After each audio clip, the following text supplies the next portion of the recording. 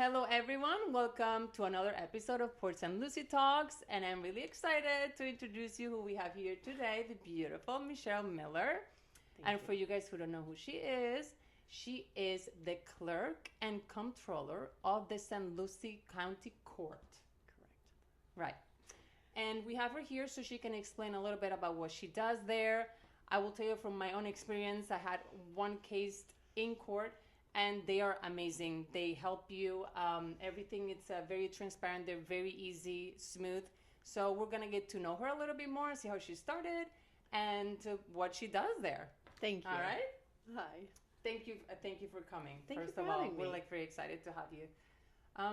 Okay, so your journey to becoming the clerk and circuit court and comptroller is truly very inspiring, honestly. And what motivated you to enter into public service?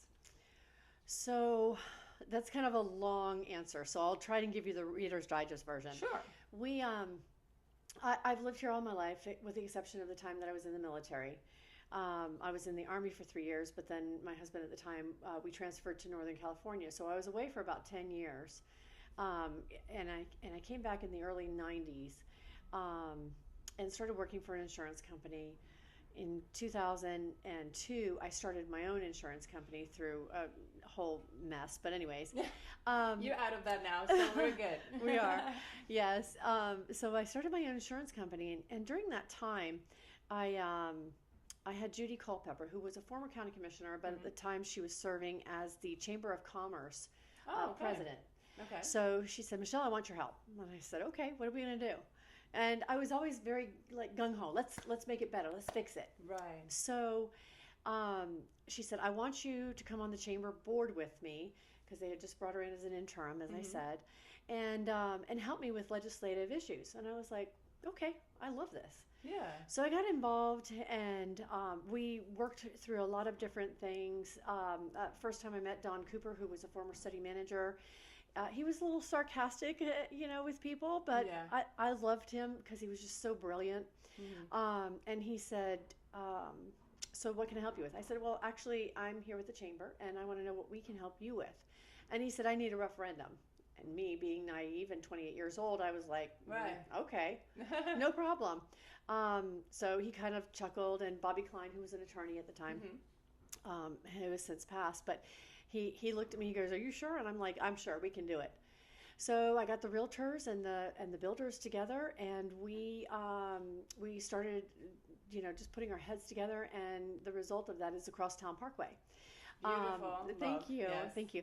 So we worked really hard on that. We got a referendum together, and it passed with, I believe, 86% voter approval to get that passed. So that was a huge thing. Fast forward to 2016, I want to say, and I was working at the sheriff's department. I had sold my insurance company. I was just burned out of it. Right. I was working at the sheriff's department in investigations, and some of the deputies there and my captain said, hey, you need to think about running for political office. I had run in 2012 for the state house. Right. But then in 2016, he's like, you got to watch this. So we were watching it, and he said, the clerk's office is extremely unresponsive. We can't get things done. We ask for simple changes, and we're just not able to get those things moving. We get yes, and then nothing ever changes. And I'm like, okay, let me take a look at it. So I pulled some people together, and I said, what do you think? Is this something that we can do? And they were like, we can do it.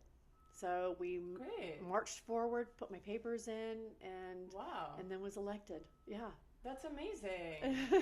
I mean, it was like all these things that you didn't even know what's going to come out of it. And you found yourself in there. Yes. Somehow. Yes. That's amazing. I love it. Since you were talking about the Army, I had a question about that. Your background in the Army has certainly provided you with a unique perspective on leadership, I'm sure, and discipline. How has your military experience influenced your approach to your role as clerk of the circuit court and comptroller? Well, you hear the saying, always try and be a leader that you look up to. And when I went in the military, I was very disciplined. I grew up with a Marine father. You come from that family then. Yes. Oh, that's great. And then when I went in the military, I was an air traffic controller, and they were very lax with air traffic controllers because it's very stressful. And so I came out of the military 3 years later, and I was like, I like structure. I like the rules. I like, those kind of things.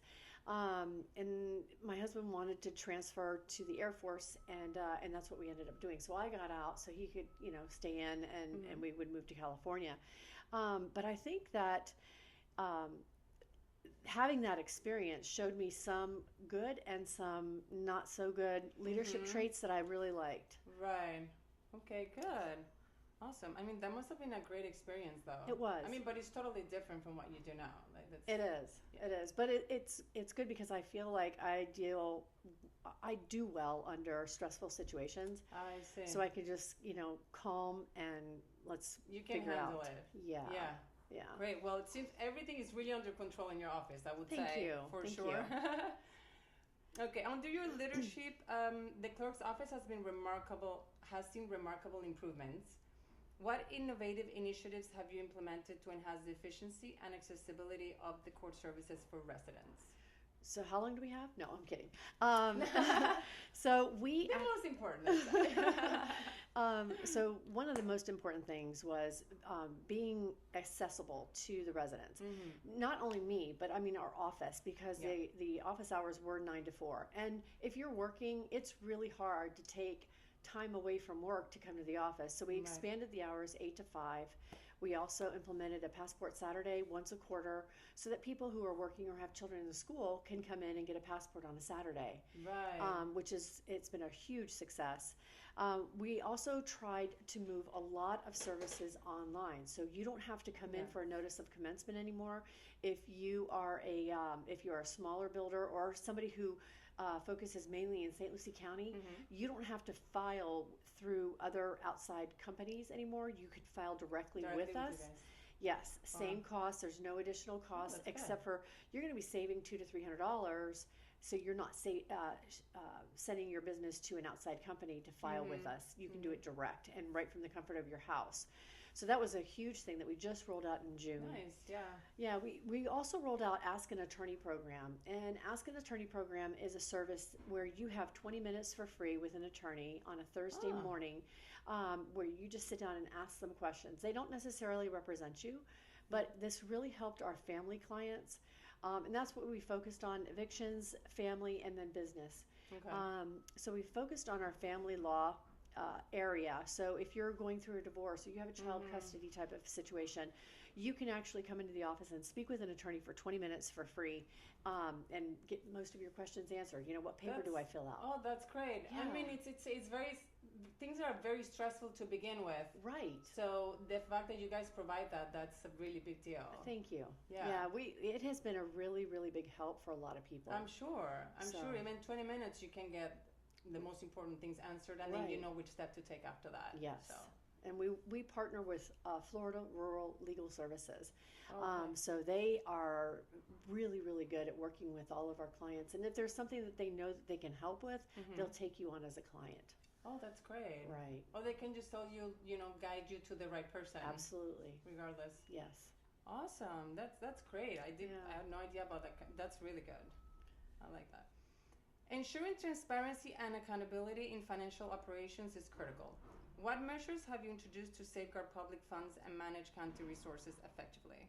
So that is like one of my main jobs. I have 4 jobs. I'm the county recorder. So all of the documents from 1905 forward are under my purview. It's my responsibility to protect them. I am the auditor. So I audit random accounts just to make sure that there's not fraud and abuse happening. I'm the comptroller, which means that every dollar that comes in and goes out of the county goes through my office. And we pay all the bills, and we make investments on the county's behalf for projects that may be waiting for a start time. And then I am the clerk of the circuit court. And a lot of people think, well, you're the clerk of the circuit court, so you can tell the judges what to do. And that is the furthest thing from the truth. Right. You have some people who jump on my Facebook pages or social media, and they want to talk about, well, why am I not getting child support, and tell the judges to do this. My God. And that's not what our role is. Right. We are literally to help with the transparency of the court systems, and also for the financials. So every year we put out what's called a popular annual financial report and our annual financial report. And it outlines all of the transactions throughout the county. Where is your money coming from and where is it going? Where is it being spent? we talk about high taxes here in St. Lucie County, but some people need to just figure out where are we spending our dollars? Exactly. How is it being allocated? So, we work really hard with that. We audit random accounts. Right now, we've got 3 different audits going on just to make sure that if there's an issue or if there's fraud happening, Right. we can pinpoint it and either prosecute or fix whatever's happening there. So we just always want to make sure that we're responsible for taxpayer monies. For sure. And we do that with our investments as well. As your as the investment advisor, we always want to make sure that we make safe but liquid forms of investments, so we don't ever lose dollars, right? Exactly. So now Port St. Lucie is growing so much. It is. So it's a big deal. Now you guys have to even be more cognizant more on of top everything. of every dollar to see that it's going to the right place. Right. Wow, that's huge responsibility, but I mean it's growing in the right way. We talked to the mayor so also, and with all the funds, also all the grants being approved, by the state, and everything seems to be going in the right place, so it grows evenly. Yes. So yeah, we've been going after a lot of grants in my office for the historical project that we have going on. We, as I told you, I am responsible for all the documents. Yes. And the majority of our older documents from 1990 back sit in a warehouse, and with the rain, it leaks, and the county's in the process of replacing the roof, but it takes time. So we have everything tarped, but as you know, with humidity and paper, it just doesn't always work well. So they were falling apart. So I went out and my chief actually found a grant. We applied for the grant. It was $50,000, and it got us started. So we've got deeds that we're putting online. We're in the process of doing all of our records. To put everything online now. Everything online. Yeah, to lose the paper. It's going to take a while. I would say from the 90s. Yes. Yeah. But we're doing that. So we secured the second grant. We've gone out for the third grant this year. So we're waiting to see if we're going to get that. But we've done a lot on there. I'm sure you'll get it. You just have to prove, what the project is and what you're doing and where it's going. Right. And you'll be good. And we're getting there. Amazing. Awesome. Yeah. Great. Okay, your efforts in community outreach have been commendable. What initiatives have you launched to educate residents about the clerk's office and its services? Yep.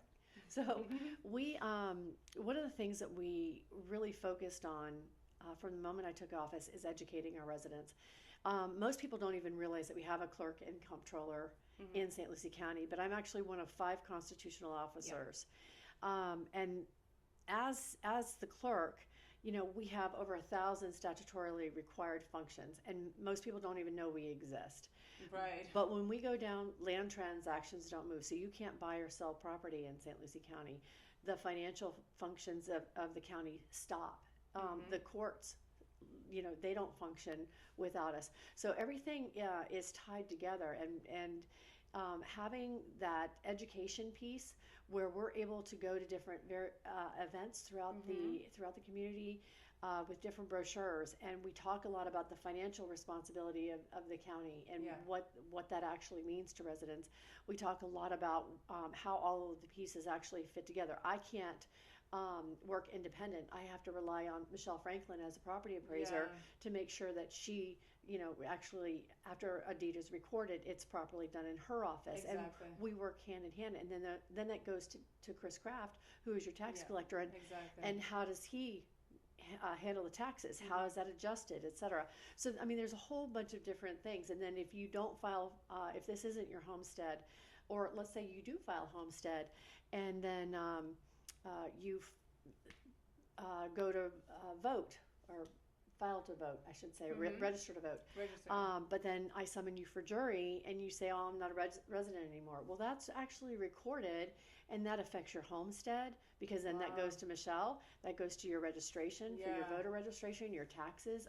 There's a lot of different things that are affected by that. So, we try and educate all of our voters that, just because you get that jury summons, you don't just tell us, oh, I'm not a resident anymore, because that's going to affect you. Right, it's going to affect you. Right. So we put a lot of time and a lot of effort into going to various events. It used to be just the bridal show, because if you want to get married, you have to get your marriage license, right? Right. Oh, that's... Yeah. Or if you're going to buy a house, make sure you register it with the clerk's office. Well, there's a lot more to that, Yeah. you know. And if you're going to get a permit and you need a notice of commencement, well, you have to go to the clerk's office. So there's a lot of things that residents don't even know. If you want a passport, you need to come to the clerk's office. For sure. You know? Amazing. So we've put a lot of time in that. And you guys work all together, like Michelle Franklin We do. and Gertrude. the tax. Chris Kraft. Chris Kraft. I always forget the Kraft. Chris Kraft also, you guys were hand in hand. So that's why everything, I feel like it flows, you know. It does. In a good way. We all have a good relationship. Exactly. They're very professional in what they do, and it works well. Yeah. Good. Yeah, people need to know. That's the main thing. People don't know. And everything that has to do with like government offices or the court, I feel like they're already like hesitant to even like call or go there. Right. But you're on their side. You know, that's what people don't understand sometimes. Yeah, they think, oh, you're the clerk of the court. Well, that means that you're going to tell the courts all this stuff, and I'm going to get in trouble for this or whatever. And that's not what our role not what is. It's about. Right. Yeah, exactly. It's about solving your problems, helping you with the things that you need to get done, for sure. All right. Leadership often involves navigating complex challenges. What are some of the biggest challenges you have faced in your role, and how have you addressed them with innovative solutions? So for me, the biggest challenge I have is my budget. I have a threefold budget. I have a budget that comes from like the filings and the recording side of what happens in the county. I have a finance budget that comes from the county because we are the financial arm of the county. And then I have a budget that comes from the state. And in 2012, we had 222 employees. Currently, we sit at 158. With the exponential growth that we've had here in St. Lucie County, you would think that it would be growing, but instead our budgets continue to be cut from the state level, which means we cut all the way across. Right. It makes it difficult and challenging because you're asking people to not come in and do menial work. You're actually dealing with things that could cause somebody to stay in jail longer or get out of jail when they wouldn't normally are supposed to get out of jail, or their filing of their property is incorrect. So these are not menial things. These are life-changing events. Yes. And so I like to try and pay them accordingly. When I came into office, the starting hourly wage was $11.50, I believe, an hour. Oh wow! And you can't survive on that. No, so especially not now. Yeah, we've gotten them up a little bit, but we still have a lot of work to do.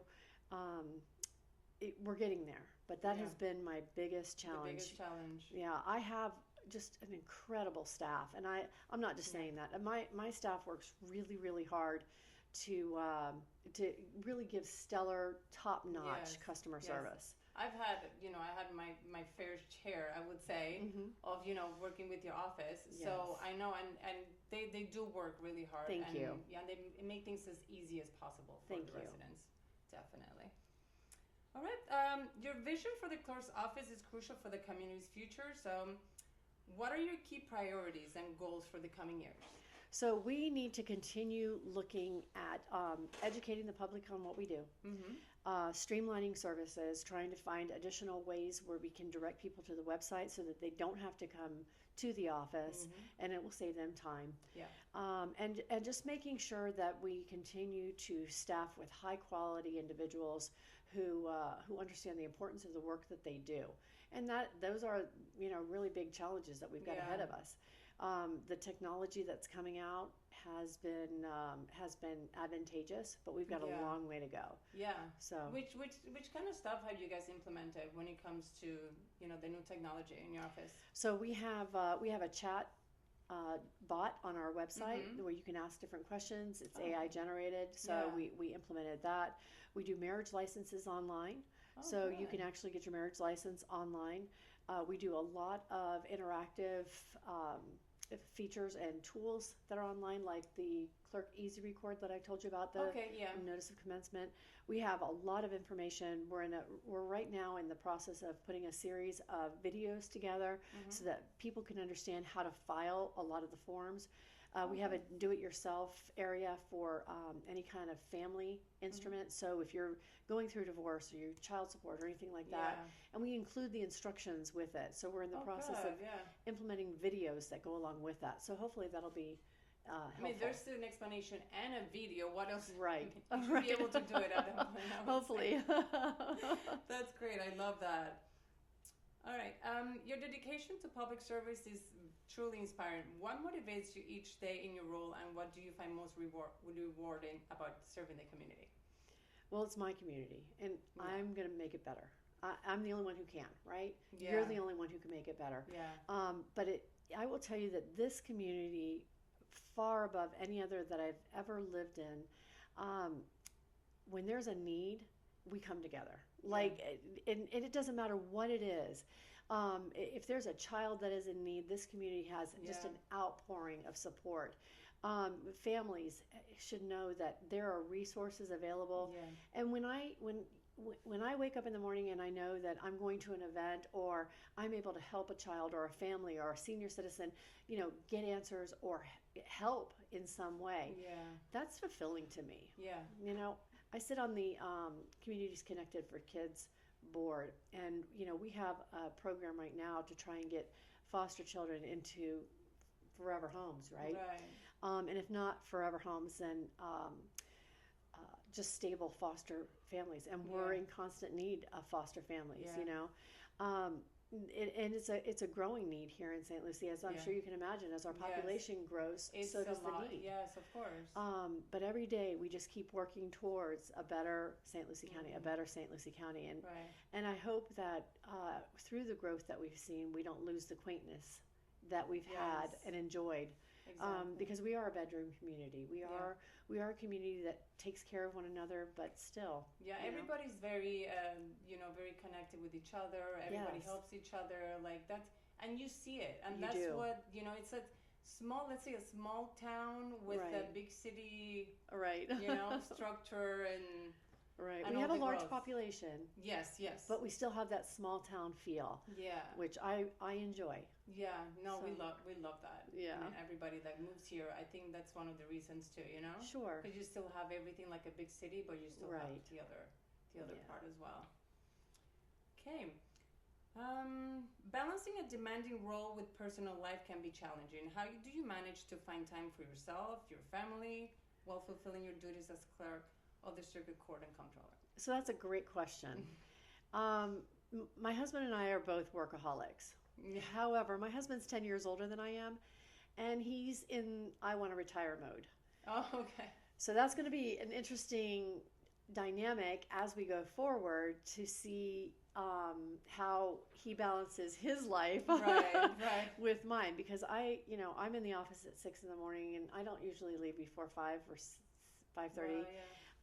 And then it's usually to go to something or hang out with some other community partner. So he is usually with me in a lot of those things, but he does like golf. So he's a photographer. Full of golf courses, yes. So this is the place to play golf. But and he's a photographer, so he's very talented. Has a jewelry line, and he just keeps himself busy. So I think having separate but connected lives is what works for us. Right.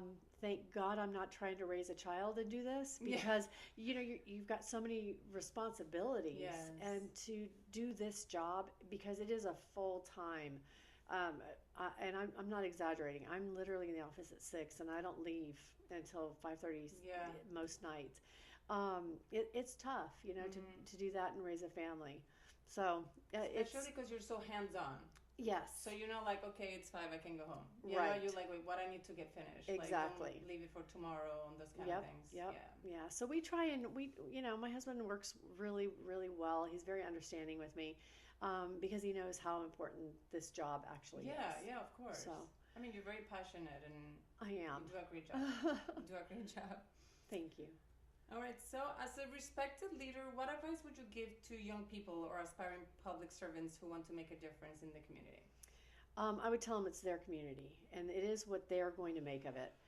I had the opportunity to speak with the principal at Central High School, and I shared with him some of my background. I was director of operations at the aviation school college here in Fort Pierce, and they have a contract with Embry-Riddle. And not to take away from Embry-Riddle, it's a great school, but there are opportunities for them to witness what being a pilot is like. But in addition to that, the surrounding opportunities around being a pilot, right? Right. And we had a good conversation about that. And then getting into the criminal justice field, I have a degree in criminal justice, but until 2016, I really didn't use it. Right. So what are the surrounding? Being clerk is one thing, but if you want a career in IT, if you want a career in digital imaging and graphic design, all of these kind of things fall into place. Being a court clerk is one very small aspect of my office. Yeah. There are so many other things that you can do, and that's what I would tell kids. Just because it says criminal justice doesn't mean that you just have to be a cop or an attorney. Yeah. There are so many other things that you can do outside of law enforcement or the legal field with a criminal justice degree. Right, exactly. There's opportunities that abound around every corner. You just have to be willing to look for them. Exactly. Or look at them. Yeah, yeah. No, it's a very broad certificate. It is. Yeah. It is. All right. How can residents get more involved in supporting the work of the clerk's office, contributing to the community's well-being? So right now, as I told you, we're working on the historical project. Right. One of the things that I'm always looking for are volunteers that would be willing to help, do the indexing, and that just means putting in the names of these documents so that they're searchable online. Right. But we, they're handwritten or they're typed documents, so you have to, put all of that information in. We're always looking for interns. So if you're 17, 18 years old and you're looking for an internship, sometimes they are paid, sometimes they're not. It's just come and spend a day with us, see what we can do in the court system. Right. If you're looking to go into the legal field, be an attorney or whatever, we work with the schools, and we want to expose kids to all of the opportunities that are there. So we have the high schools that will come in once or twice a year, and we have the state attorney and the sheriff's department, public defender, and they all come over and share different experiences of what can happen in those different offices. Right. So we want to expose them. We just want to make sure that people understand that the office is there. It's their office, and they need to come and experience that. We're, usually always there. So yeah, exactly. So they know. I mean, there's a lot of them that maybe that's what they want to do in the end. Right. And they, until they see it firsthand, they don't have an idea of what you really do. Yeah. So. And no one day is the same. I rarely ever go in the office with a plan that doesn't get skewed somehow. Yeah. So, but you're ready every day to see which battle it's today, right? Amazing. Well, thank you so much. It was great. I mean, very valuable information for all the Port St. Lucie people in St. Lucie County to see, all they offer. And it is really, their office is great. Any problems that you guys have. Thank you. I mean, it's very easy, the process. They make everything very smooth, and you will understand everything and don't think it's a nightmare to go there. They're there to help you. And yeah, well, thank you so much. We enjoyed so much having you and all the valuable information you gave us. Absolutely. And we'll see you on the next episode of Port St. Lucie Talks.